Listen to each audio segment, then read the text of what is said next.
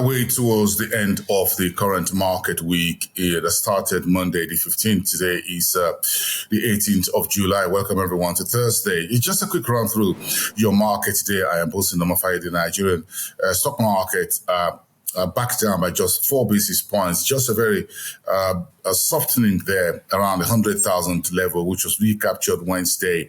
You got Dangote Sugar and MTN, the second largest telco on the market, pulled the market a little bit down. But then you've got a bit of the banks into that as well. Just a bit of a little pushback from the rally that we saw since the start of the new week. The BRVM in Cote d'Ivoire is still roaring a very excellent 1.46% on Wednesday at 238.38 on the composite index. The Egyptian market came back roaring 1.84% Wednesday, taking the EGX back above the 28,000 level. The Nairobi stock market was down by roughly 0.0, that's a quarter of a percent to be precise, 109.95. A bit of a retracing. We're seeing that back to around the 100 level. Then, of course, they got the GSC down by 83 basis points, around 80,453. The rest of the market looked a little bit mixed, as it were. The Zimbabwe stock market continued its upward trajectory with ZiG in focus, the new country's currency. All right, let me take that down and just bring up a few headlines as we look at the East Africa's trading. There are the headlines. Kenya is looking at base titanium supplied for a new mining license around the Kwale County in Kenya, while Africa's artificial intelligence market is estimated about $400 billion. But that's just a very small slice of the the entire global total figure running to trillions of US dollars. So 2.5% is just a slice, just a shave of that.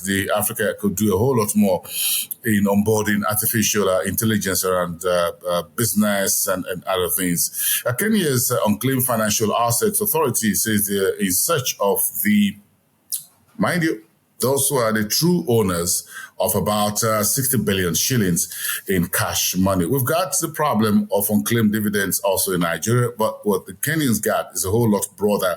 It includes not just dividend, it also includes every financial asset. So 60 billion is a whole lot of money. Shouldn't be difficult to find the owners, by the way, unless something fishy is going on. And 5 DFIs, development finance institutions, are working together to revitalize the biggest hydropower project in the world. That's the Inga 3 project in Congo, DRC.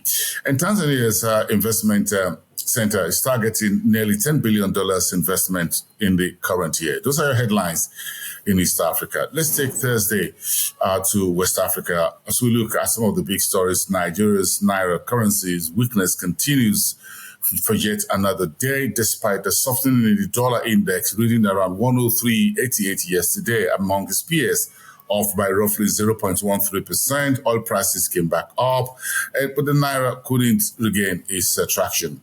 In the meantime, one of Nigeria's biggest lender and a Pan-African bank, Access Bank, says it's secured roughly $300 million, a syndicated loan to help small and medium enterprises in Africa's most populous economy. In the meantime, the Nigerian government itself is projecting 500,000 metric tons of cocoa output for the 2025 period. What you call good weather is helping biggest cocoa producers in the world right now, Cameroon, Cote d'Ivoire, Cameroon, Ghana, and Nigeria, to bring more produce onto the market. And of course, you've seen that in cocoa prices are tapering a little bit. The Houthi rebels have attacked Liberia-flagged oil vessel at the Red Sea, and the damage is being assessed as we speak, and the leak into the waters of crude oil in that particular region. There was also news of another attack of a Russian vessel taking crude oil to the Asian markets. And finally, in West Africa, the Gambia's President Barrow says there will be no non-statutory foreign travel has been banned in the country for government officials. And that's just to save some money. The country needs every dime on the table. Let's see what's making the splash this Thursday morning in Southern Africa, with the SARS, which is South African Revenue Service, paying roughly 10 billion rand in tax refunds on the first day of its annual tax season. In the meantime, Discount, listed on the Johannesburg Exchange, it says it's buying 50% shareholding in one SPAC for about 156 million rand. And Zambia's NAPSA says it's pumping $200 million into Mamba coal power project, while the United Arab Emirates is looking to intensify economic relations with Angola, one of Africa's top oil and gas exporter. And finally, Zimbabwe's Finance Minister Ncube will be presenting the country's media budget for a review on July 25th. Nigeria's president just yesterday announced a 50% tax on all the FX gains that Nigerian banks made last year in order to rein in to bring in about more than 12 trillion naira to support the country infrastructure and expenditure. The government is looking for money left, right, and center, and the next destination, fishing for money or hunting, is the banks. Some of the biggest banks in Nigeria made a pile of cash last year due to exchange rate revaluation of their portfolio on the back of Naira dollar realignment, which the government announced. It is all still out there. The bill has gone to the Senate. We'll see whether that will be passed. There will be a 3-year jail term for all the executives of any banks that fail to comply by the end of this year, no later than December 31st. Let's move on. This has got a big story. I'm sure you get that already. But of course, let's go to touch on Northern Africa and see what Egypt is reporting: 2.5% decline in trade deficit for the month of April.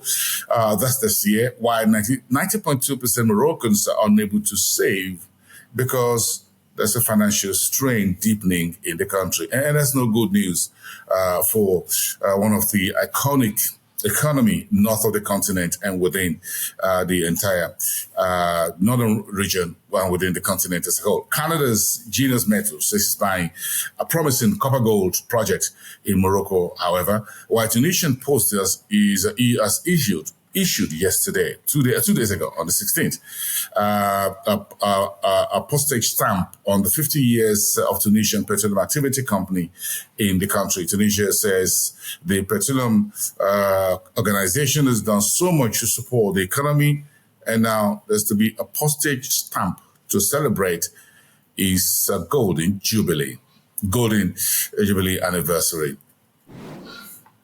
All right, that's about it for today on your Frontier Opening Bell. I am Bosi number 5. There's a whole lot to cover across Africa. Just follow our show on YouTube, on our website, www.Frontier Africa Reports, as well as all our social media.